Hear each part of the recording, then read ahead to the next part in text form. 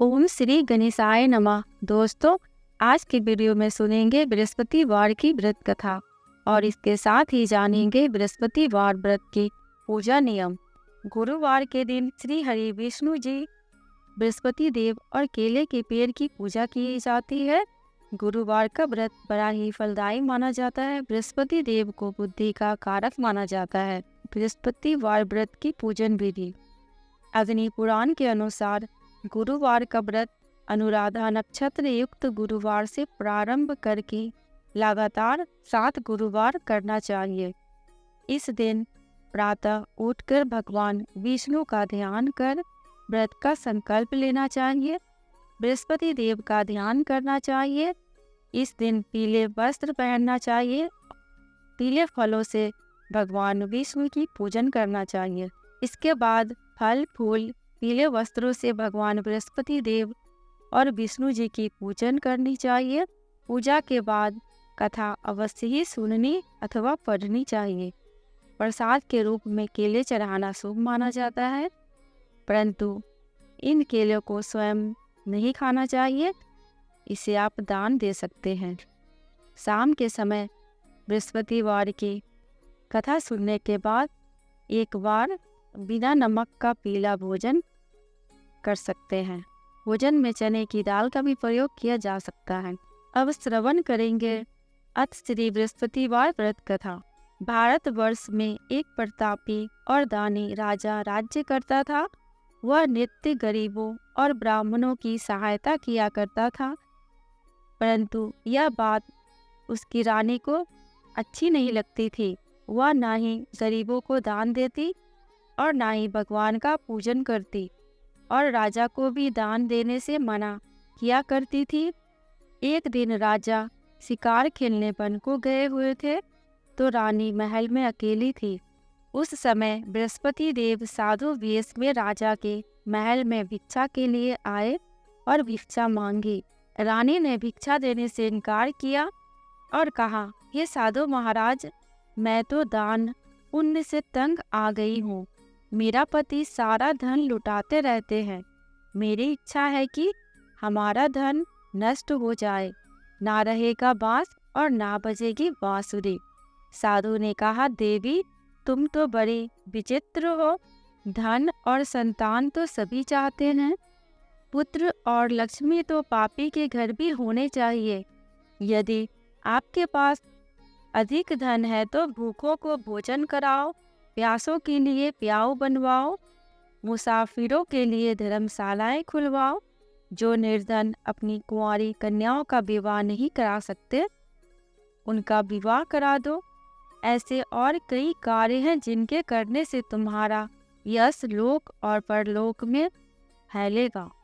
परंतु रानी पर उपदेश का कोई प्रभाव नहीं पड़ा। वह बोली, महाराज, आप मुझे कुछ न समझाएं। मैं ऐसा धन नहीं चाहती जो हर जगह बांटती फिरो। साधु ने उत्तर दिया, यदि तुम्हारी ऐसी इच्छा है तो तथास्तु, तुम ऐसा ही करना। बृहस्पतिवार को घर लीपकर पीली मिट्टी से अपना सिर धोकर स्नान करना, भट्टी चढ़ाकर कपड़े धोना। ऐसा करने से आपका सारा धन नष्ट हो जाएगा। इतना कहकर वह साधु महाराज वहां से आलोक हो गए। साधु के अनुसार कहीं बातों को पूरा करते हुए रानी को केवल 3 बृहस्पतिवार ही बीते थे कि उसके समस्त धन संपत्ति नष्ट हो गई। भोजन के लिए राजा का परिवार तरसने लगा।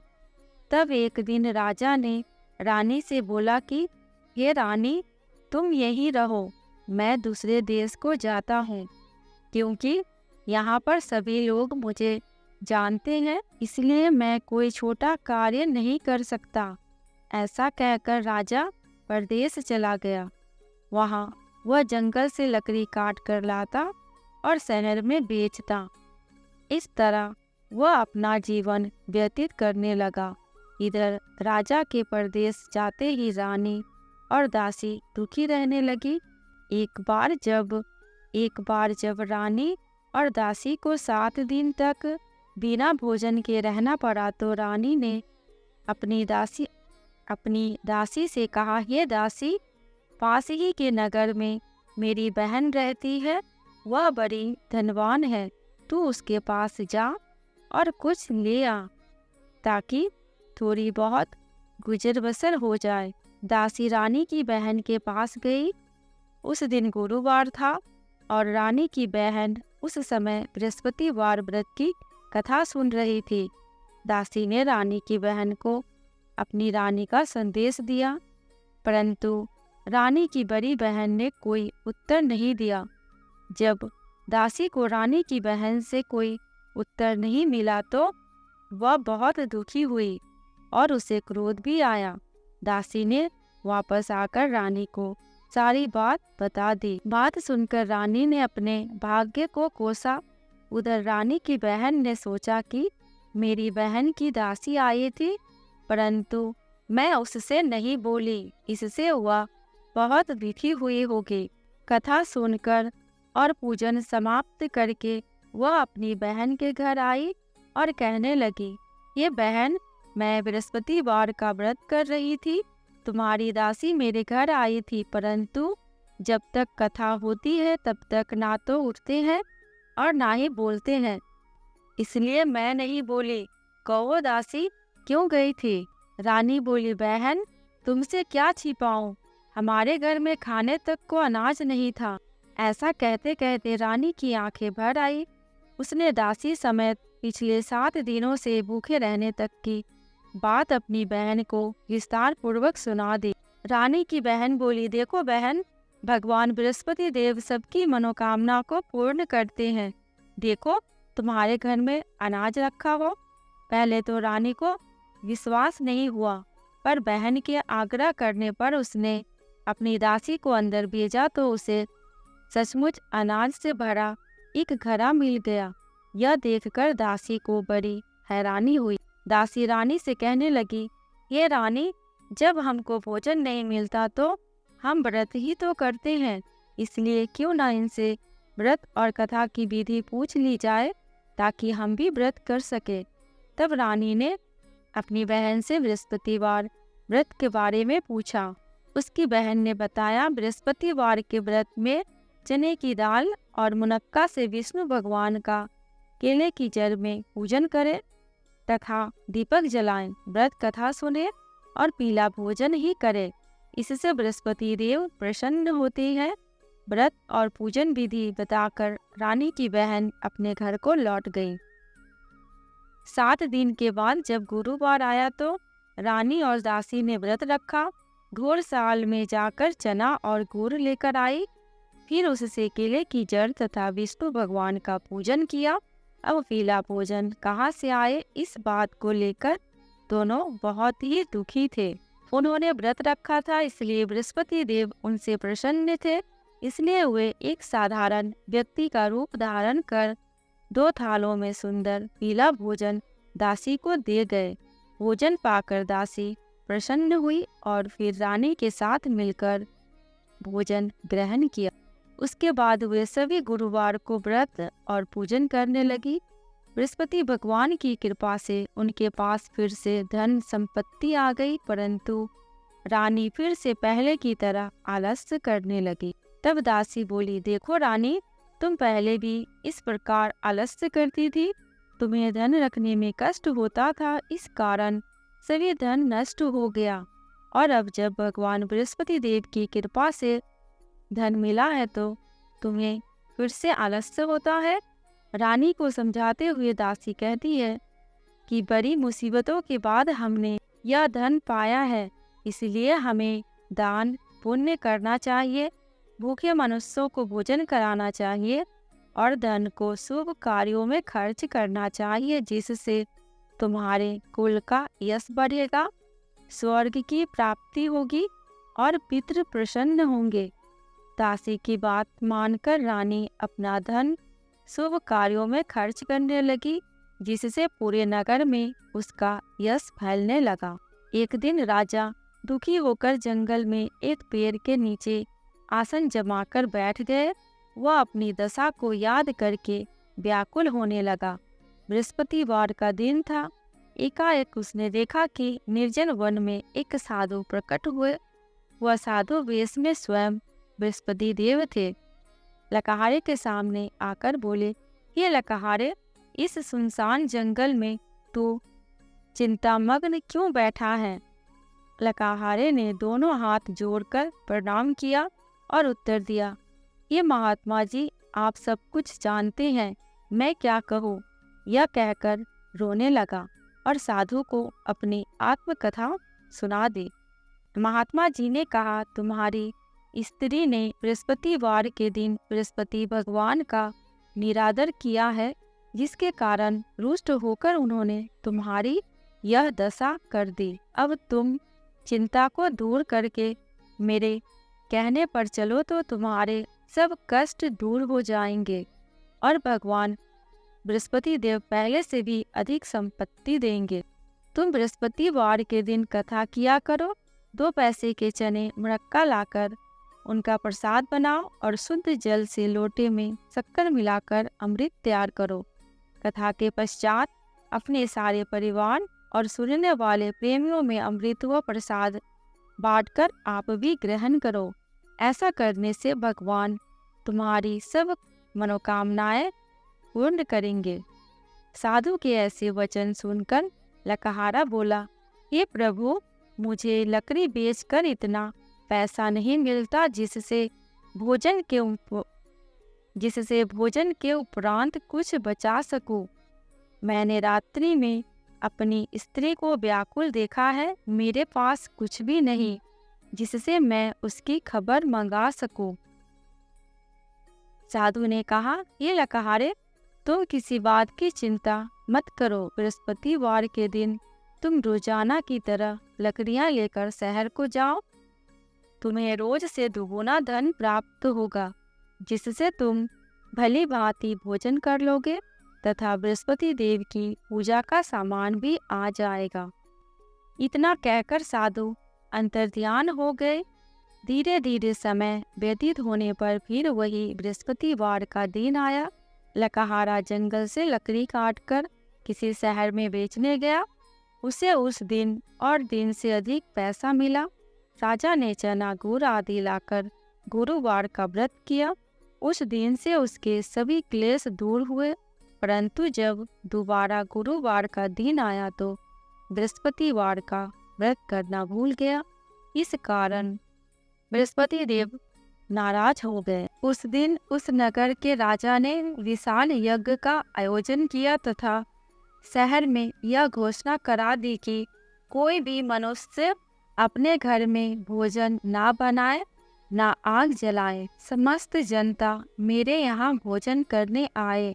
इस आज्ञा को जो ना मानेगा उसे फांसी की सजा दी जाएगी। इस तरह की घोषणा संपूर्ण नगर में करवा दी गई। राजा के आज्ञा अनुसार शहर के सभी लोग भोजन करने गए, लेकिन लकहारा कुछ देर से पहुंचा, इसलिए राजा उसको अपने साथ घर ले गए और ले जाकर भोजन करा रहे थे तो रानी की दृष्टि उस खूंटी पर पड़ी जिस पर उसका हार लटका हुआ था। वह वहां पर दिखाई नहीं दिया। रानी ने निश्चय किया कि मेरा हार इस मनुष्य ने चुरा लिया है। उसी समय सिपाहियों को बुलाकर उसको कारागार में डलवा दिया।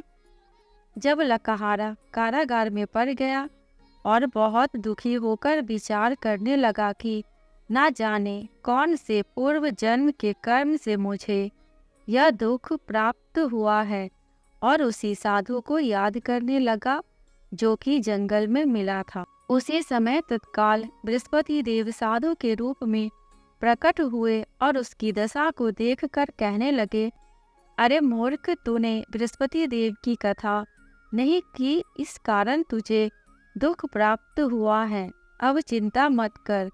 बृहस्पतिवार के दिन कारागार के दरवाजे पर 4 पैसे पड़े मिलेंगे।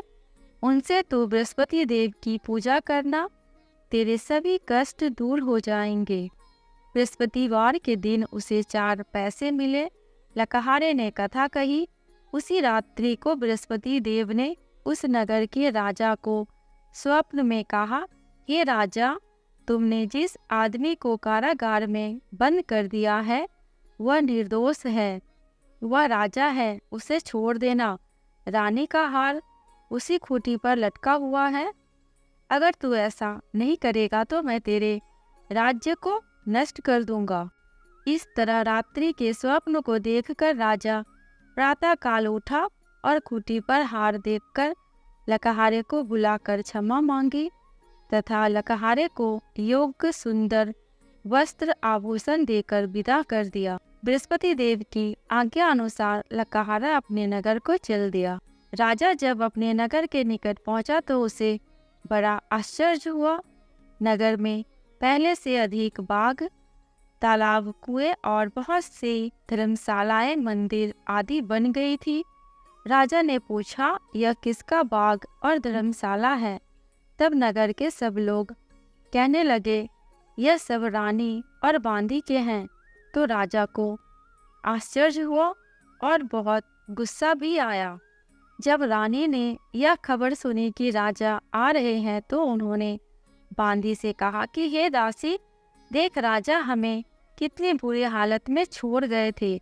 हमारी ऐसी हालत देखकर वह लौट न जाए, इसलिए तो दरवाजे पर खड़ी हो जा। आज्ञा अनुसार दासी दरवाजे पर खड़ी हो गई। राजा आए तो उन्हें अपने साथ ले आई। तब राजा ने क्रोध करके अपनी रानी से पूछा कि यह धन तुम्हें कैसे प्राप्त हुआ? तब उन्होंने कहा, हमें यह सब धन बृहस्पति देव के व्रत के प्रभाव से प्राप्त हुआ। राजा ने निश्चय किया कि 7 रोज बाद तो सभी बृहस्पति देव का पूजन करते हैं, परंतु मैं प्रतिदिन दिन में 3 बार कहानी तथा रोज व्रत किया करूँगा। अब हर समय राजा के दुपट्टे में चने की दाल बंधी रहती तथा दिन में 3 बार कहानी कहता। एक रोज राजा ने विचार किया कि चलो अपनी बहन के यहाँ हो आए। इस तरह निश्चय कर राजा घोड़े पर सवार हो अपनी बहन के यहाँ चलने लगे। मार्ग में उसने देखा कि कुछ आदमी एक मुर्दे को लिए जा रहे हैं। उन्हें रोककर राजा कहने लगा, अरे भाइयों, मेरी बृहस्पति देव की कथा सुन लो। वे बोले, लो हमारा तो आदमी मर गया, इसको अपनी कथा की पड़ी है। परंतु कुछ आदमी बोले, अच्छा कहो, हम तुम्हारी कथा सुनेंगे। राजा ने दाल निकाली और जब कथा आधी हुई तो मुर्दा हिलने लग गया और जब कथा समाप्त हो गई तो राम राम करके मनुष्य उठकर खड़ा हो गया। आगे मार्ग में उसे एक किसान खेत में हल चलाता मिला। राजा ने उसे देखकर और उससे बोले, अरे भैया, तुम मेरी बृहस्पतिवार की कथा सुन लो। किसान बोला, जब तक मैं तेरी कथा सुनूंगा तब तक 4 हरैया जोत लूंगा। जा अपनी कथा किसी और को सुनाना। इस तरह राजा आगे चलने लगा। राजा के हटते ही बैल पछाड़ खाकर गिर गया तथा किसान के पेट में बड़ी जोर से दर्द होने लगा। उस समय उसकी माँ रोटी लेकर आई। उसने जब यह देखा तो अपने पुत्र से सब हाल पूछा और बेटे ने सभी हाल कह दिया तो बुढ़िया दौड़ी दौड़ी उस घुड़सवार के पास गई और उससे बोली कि मैं तेरी कथा सुनूंगी, तू अपनी कथा मेरे खेत पर चलकर ही कहना। राजा ने बुढ़िया के खेत पर जाकर कथा कही, जिसके सुनते ही वह बैल उठकर खड़े हुए तथा किसान के पेट का दर्द भी बंद हो गया। राजा अपनी बहन के घर पहुंचा। बहन ने भाई की खूब मेहमानी की। दूसरे दिन प्रातःकाल राजा जगा तो वह देखने लगा कि सब लोग भोजन कर रहे हैं।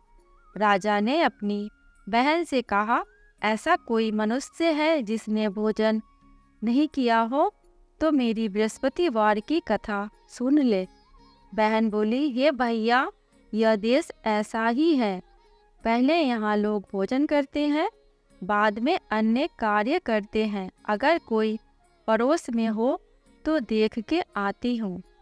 वह ऐसा कहकर देखने चली गई, परंतु उसे कोई ऐसा व्यक्ति नहीं मिला जिसने भोजन ना किया हो। अतः वह एक कुम्हार के घर गई जिसका लड़का बीमार था। उसे मालूम हुआ कि उनके यहाँ 3 रोज से किसी ने भोजन नहीं किया है। रानी ने अपनी भाई की कथा सुनने के लिए कुम्हार से कहा। वह तैयार हो गया। राजा ने जाकर बृहस्पतिवार की कथा कही, जिसको सुनकर उसका लड़का ठीक हो गया। अब तो राजा की प्रशंसा होने लगी। एक रोज राजा ने अपनी बहन से कहा कि बहन, हम अपने घर को जाएंगे, तुम भी तैयार हो जाओ। राजा की बहन ने अपनी सास से कहा।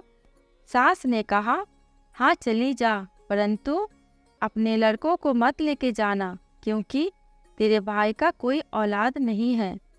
बहन ने अपनी भैया से कहा, हे भैया, मैं तो चलूंगी, पर कोई बालक नहीं जाएगा।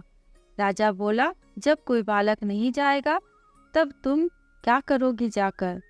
बड़े दुखी मन से राजा अपने नगर को लौट आए। राजा ने अपनी रानी से कहा, हम निर्वंशी हैं, हमारा मुंह देखने का धर्म नहीं है और कुछ भोजन आदि नहीं किया।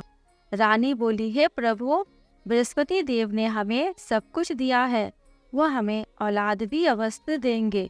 उसी रात को बृहस्पति देव ने राजा से स्वप्न में कहा, ये राजा, उठ, सभी सोच त्याग दे, तेरी रानी गर्भ से है। राजा को यह बात सुनकर बड़ी खुशी हुई। 9वें महीने में उसके गर्भ से एक सुंदर पुत्र पैदा हुआ। तब राजा बोला, हे रानी, स्त्री बिना भोजन के रह सकती है, पर बिना कहे नहीं रह सकती। जब मेरी बहन आए तो तुम उससे कुछ मत कहना। रानी ने सुनकर हाँ कर दिया। जब राजा की बहन ने यह शुभ समाचार सुना तो वह बहुत खुश हुई और बधाई लेकर अपने भाई के यहाँ आई। तभी रानी ने कहा, घोड़ा चढ़कर तो नहीं आई, गधा चढ़ी आई। राजा की बहन बोली, भाभी, मैं इस प्रकार ना कहती तो तुम्हें औलाद कैसे मिलती? बृहस्पति देव ऐसे ही हैं, जैसी जिनके मन में कामनाएं हैं सभी को पूर्ण करते हैं। जो सद्भावना पूर्वक बृहस्पतिवार का व्रत करता है एवं कथा पढ़ता अथवा सुनता है, दूसरों को सुनाता है, बृहस्पति देव उसकी सभी मनोकामना पूर्ण करते हैं। भगवान बृहस्पति देव उसकी सदैव रक्षा करते हैं। संसार में जो मनुष्य सद्भावना से भगवान जी का पूजन व्रत सच्चे हृदय से करते हैं तो उनकी सभी मनोकामनाएं पूर्ण करते हैं। जैसे सच्ची भावना से रानी और राजा ने उसकी कथा का गुणगान किया तो उनकी सभी इच्छाएं बृहस्पति देव जी ने पूर्ण की। इसलिए पूर्ण कथा सुनने के बाद प्रसाद लेकर जाना चाहिए। हृदय से उनका मनन करते हुए जयकारा बोलना चाहिए। बोलो बृहस्पति देव की जय, बोलो भगवान विष्णु की जय। कथा समाप्त। दोस्तों, कमेंट बॉक्स में भगवान विष्णु एवं बृहस्पति देव की जयकारा लगाना बिल्कुल भी मत भूलना। आपको मेरे चैनल पे व्रत त्योहारों की जानकारियाँ एवं उनसे जुड़ी कथा कहानियाँ मिलती रहेंगी। अगर आपको ये वीडियो थोड़ी सी भी अच्छी लगी हो तो प्लीज़ मेरे चैनल को सब्सक्राइब करके मेरे वीडियो को लाइक एंड शेयर कर देना। अंत तक वीडियो में बने रहने के लिए आपका दिल से बहुत बहुत शुक्रिया।